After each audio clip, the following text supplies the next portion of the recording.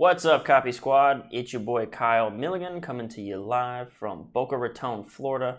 And today I want to talk about atomic habits and how you can use them to change behavior. Now, what's really cool is I just had a weird realization that atomic habits and like using them to change your own behavior and to benefit yourself and have more productivity and just healthier habits actually works on changing other humans' behavior. And that works for marketers, persuasion, people, copywriters, all that sorts of stuff. So I want to talk about basically shifting the behavior of other people. And before I forget, I want to let you know that I've written a book on this topic. It's called Take Their Money. It's at kylethewriter.com/book. And if someone will write that in the comments, I'd appreciate that. But I want to get into Atomic Habits by James Clear really quick. And I got this cool little whiteboard here to kind of I've been wanting to use this tool for a long time. I've got this pen and everything, and I want to use it. So essentially, let me pull up my notes so that I don't mess this up.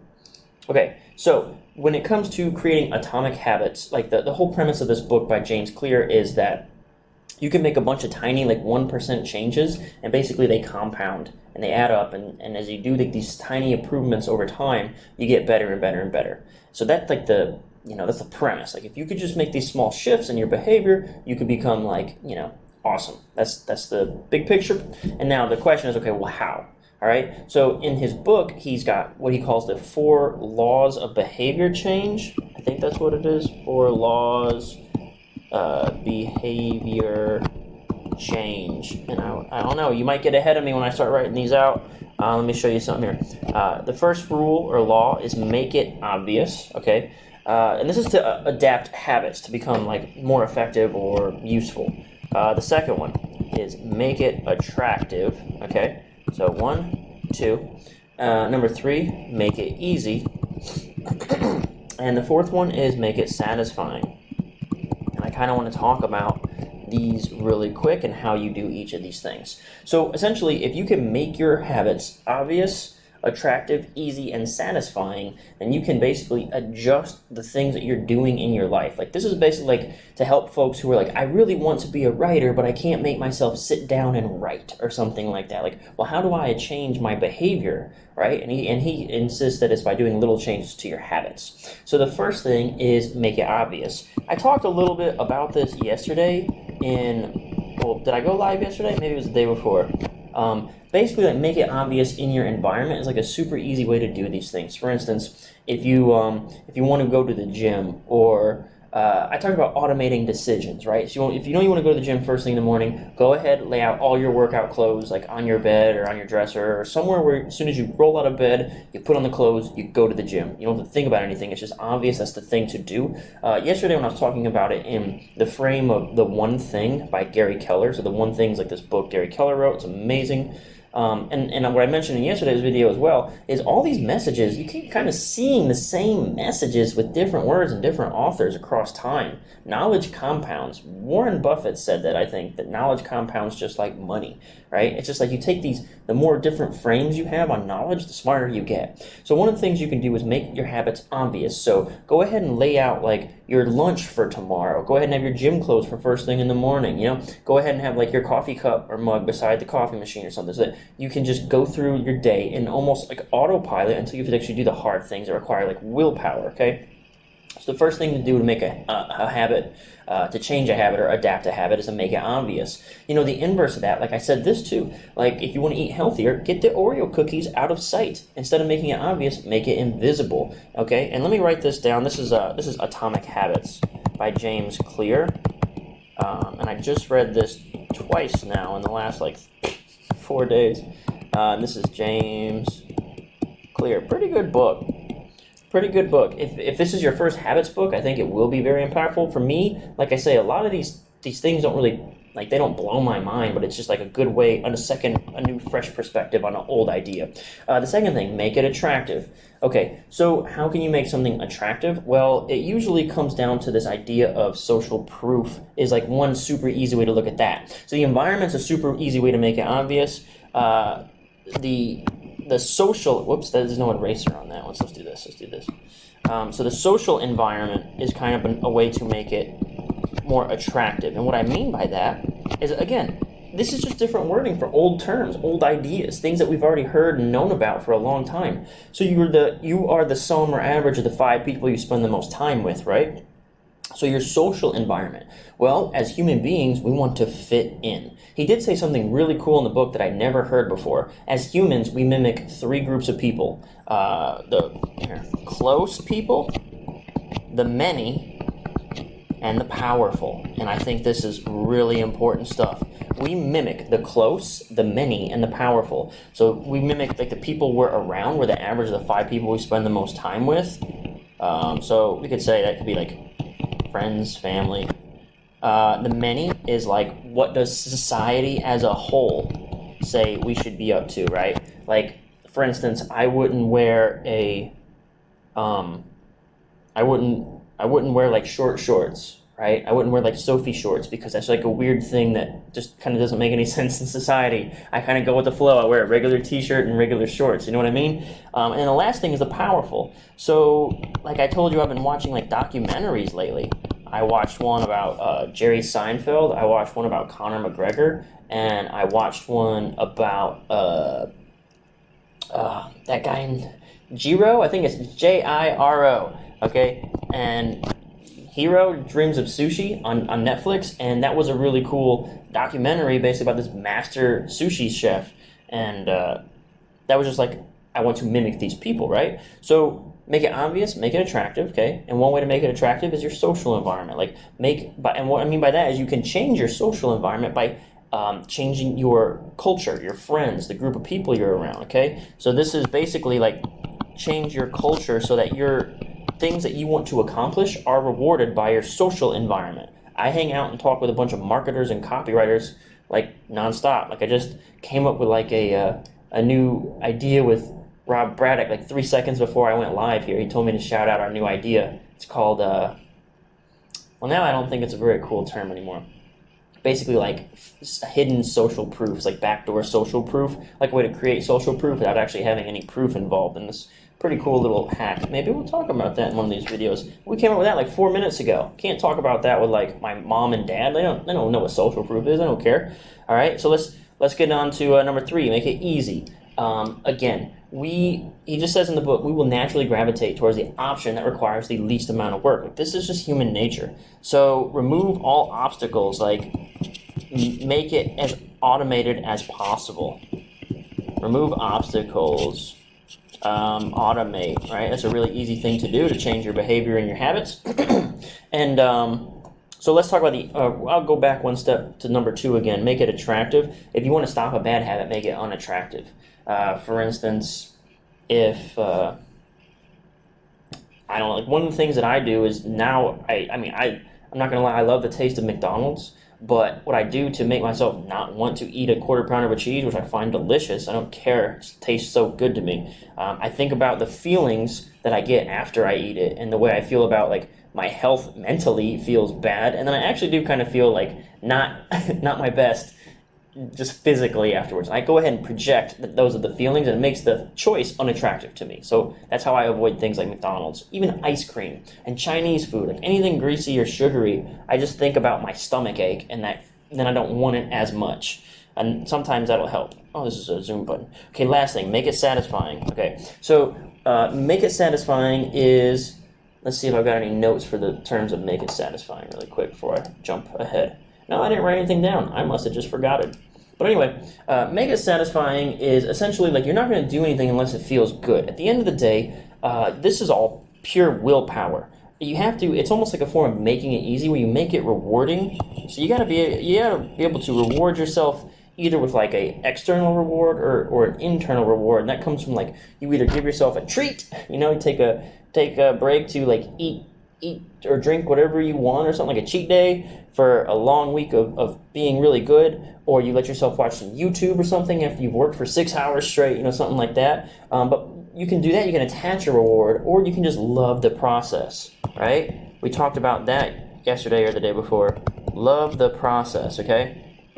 Now, all that being said, these are the 4 laws for behavior change. And this whole book, Atomic Habits, is about this idea that if you can adopt these mindsets and mentalities, you can change behavior, okay? This will change your habits if you go this route. Now, I want to show you something. Can I change the color of this? This is a marker. Is there any way to change this color? Is this a color button? It just looks like a slider. Okay. What about this? Huh? Nope. Nope, nope, nope, and nope. Okay, can't. Oh, wait, there's a color. Why didn't you guys tell me? Okay, cool. By the way, do I have any comments, questions, anything like that coming in? Mr. Flint says, thank you. You're very welcome, Mr. Flint. Thank you for tuning in. Now, here's what I wanted to show you. These are the laws of behavior change. Now, look over here and how they strangely parallel what I refer to as the big 4 selling emotions. Okay, so big 4 sales emotions.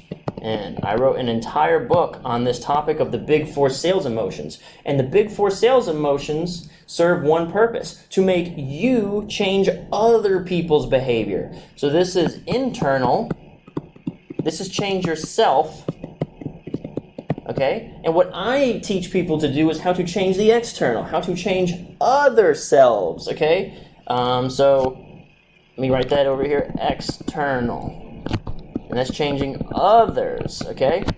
With the big 4 emotions. Now, my big 4 emotions in writing sales copy are new, easy, safe, and big. And I want to simply just draw the parallels, the obvious, behavior shifting abilities of these things. First, make it obvious. Well, what is the purpose of new? The purpose of the new emotion is to look different. It is to appear unique as something that they have never tried before. In a way, that in itself is the obvious thing that it should stick out. It should grab attention. So in the way that obvious is another word for attention grabbing, new. This emotion of new is the same thing for any individual. So if you're scrolling through your news feed and you see something grab your attention that's different, unique, new, it's a pattern interrupt, bam. That's the first law of behavior change. That's the first law of sales too, is make it new so that it pops out at someone and it seems obvious for them to stop and pay attention.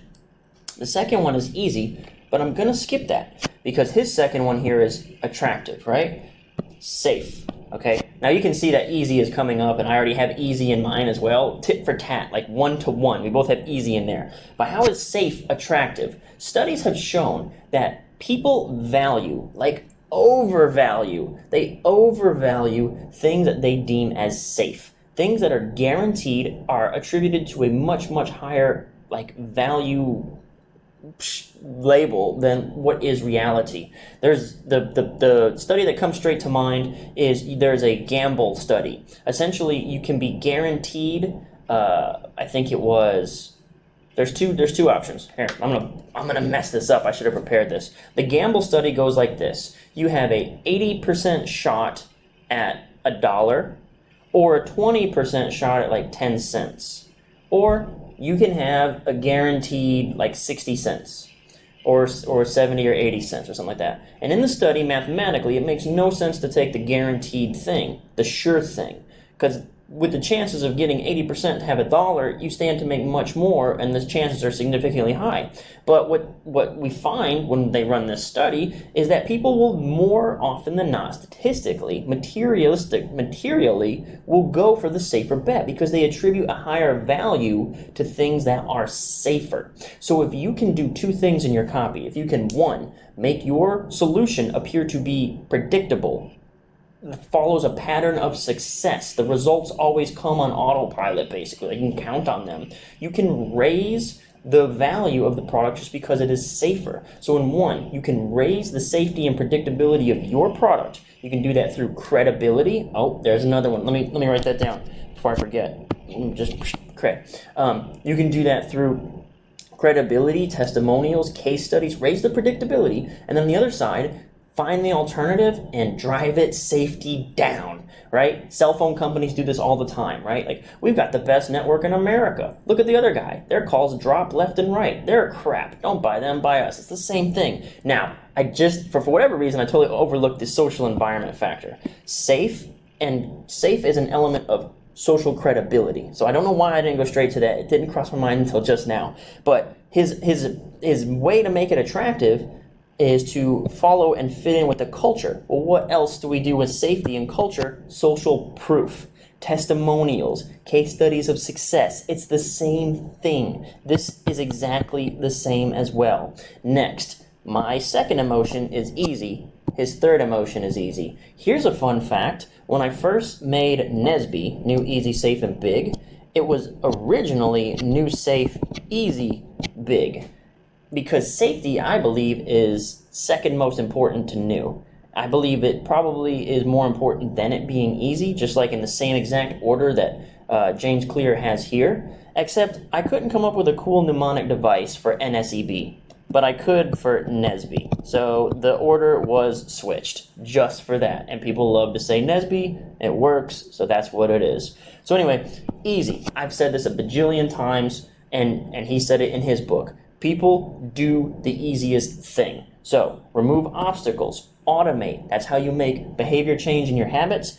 That's how you make behavior change in your customers. Automate that stuff. Make it super easy for them to buy it, make it super easy for them to use it, and make sure the learning curve is non-existent. They can just sit down, push a button, and pow, it works. That's basically how Apple sells all of its products, right? They show like the cool kid who just like flips the iPod and like he's like, yeah, this is really intuitive and easy and fresh. And then you got like the PC guy who's like, yeah, Control Alt Delete, blah blah blah blah blah. You got to run a system command prompt to do basic functions, right? So I got a comment here. Jeremy says, I always remember it as BENS, BENS. Big, easy, new, safe.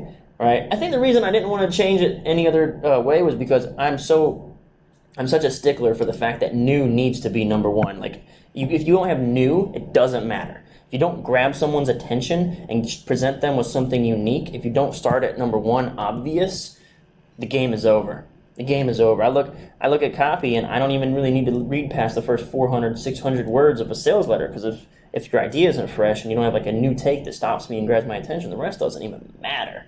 All right, the last thing, big. When I explain big, the idea is that it has to materially move the needle in your prospect's life. That means, for instance, if I'm going to sell you let's say I'm going to sell you my copywriting system or something, right? Let's say I'm going to cold email you and say, hey man, I'm going to write sales copy that will boost your conversions by like $30, right? Or maybe 1% can be a big difference in some circles. So let me see. How about this? I'll add 3 pounds to your bench press when you train with me, right? Nobody wants to add 3 pounds to their bench press. They want to add 30 pounds to their bench press. They want to subtract 20 inches from their waist, and they want to be able to jump 17 feet in the air on their vertical, right? It has to be big. It has to be some sort of material move of progress in their life. If it isn't big, it isn't what? It isn't satisfying. If it's small, it's not satisfying. If it's small, it leaves you wanting. If it's a small change, like if I promise you, if you use my stock picking service, you'll make $25 by the end of this year.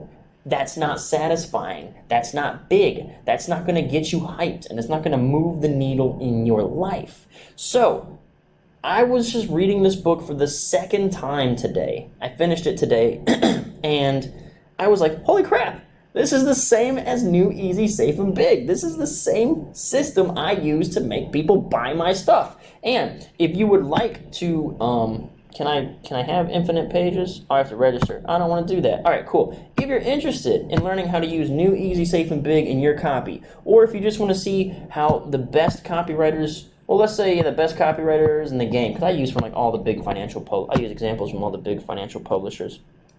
I'm going to show you something if I can clear some space in the whiteboard. But I've got examples. I've got all sorts of sales letters. I've got examples of New, Easy, Safe, and Big in action.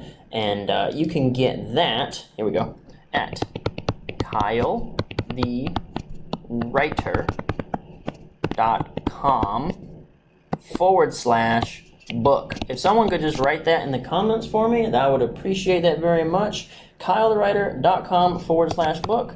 The book is called Take Their money, because I just want to get to the point. Like, that's the whole point of copywriting. The point of copywriting is to get someone to take an action, and then, oh no, you can't even see it behind my Copy Squad logo. Oh, Copy Squad Inner Circle is a program I got where I help you write copy. I teach you how to do that stuff. But right now I'm really talking about the book. Probably should have got rid of that banner. I don't want to mess with it right now. I'll mess up everything. I know I will. So anyway, yeah, if you're interested in learning how to use New, Easy, Safe, and Big, you can check out kylethewriter.com/book and check out Take Their Money. And basically, this is the demonstration of how New, Easy, Safe, and Big works to change people's behavior. Just like James Clear wrote this book, Atomic Habits, to demonstrate how these 4 laws of behavior change can make you a better, more productive, and better habited person. Okay, so I'm gonna look for Jeremy says that's why you're a full-time copywriter and I'm not. Thanks, Jeremy. Yeah. Now you know. Now you know, man. Now you know just as much as anybody else. All right, cool. But I'm really feeling unhappy with where the positioning of my website address thing is. So yeah, check out kylethewriter.com/book. I'll hang out for a minute. If you've got any questions, let me know, and I'll be happy to answer those. If not, I'm going to cut this short here. Or I guess I'm not cutting it short. Oh, we went 21 minutes. I hope you found something valuable out of this. The book is called Take Their Money, kylethewriter.com/book. These are the 4 laws of behavior change and the big 4 selling emotions. Either way, these 4 things make people change their natural course of behavior and do different things, including like one day I didn't own your product and another day I do all of a sudden own your product. Wow, that's crazy, right? So there it is. There it is. I'm like I was saying, I've read a bunch of books on different topics, and it seems like a lot of times it's like the same thing being said with different words, right? So here you go. There it is. No comments coming in. Let's see. Jeremy says, I've tried writing that link in the YouTube chat 3 times and it doesn't work. YouTube auto deletes it. That's not right. Kyle the writer, I'm gonna write it. Why does YouTube want to hate, man? kylethewriter.com/book, right? Bam. Okay, let me know if you can see that. It's messed up if they don't want me to have any, maybe I should try the HTTP. I wonder if it's because you're putting a link in my text box. That would make sense though, because there's probably people who come in and just like try to link all their own stuff, and YouTube doesn't want you to be able to do that.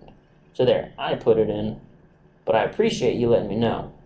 I guess if there's comments, a comment box, like a real comment box instead of the YouTube chat, you could do it there too.